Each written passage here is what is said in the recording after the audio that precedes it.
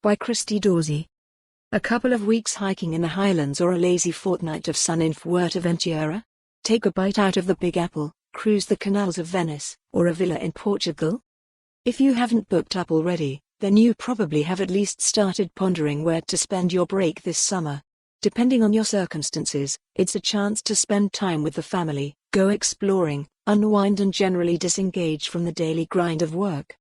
That is, of course, unless you are one of the more than 700,000 people in Scotland who are self-employed, or own your own small business. Some research has suggested that nearly half of the people who fall into this category only take 1 or 2 weeks off each year because they are too worried about payments to allow themselves time away from business.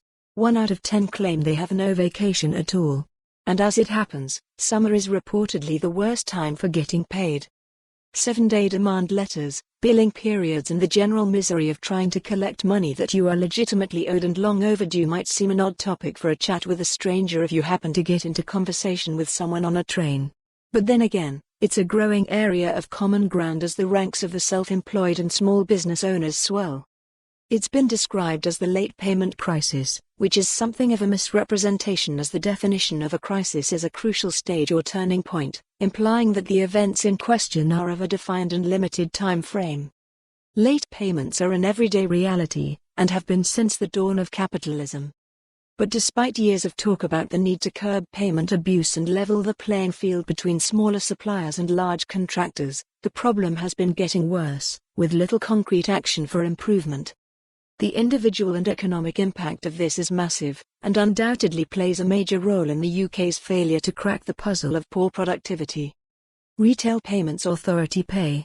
UK issued figures earlier this year which reflect the scale of the problem, with the balance of outstanding late payments to small firms doubling to £23.4 billion in 2019. The majority of SMEs that raised new financing in the final quarter of 2019 did so to manage their cash flow, rather than invest in growing their business. Fewer than 1 in 4 used the money to update equipment, just 16% invested in expansion, and a mere 2% spent the money on recruitment.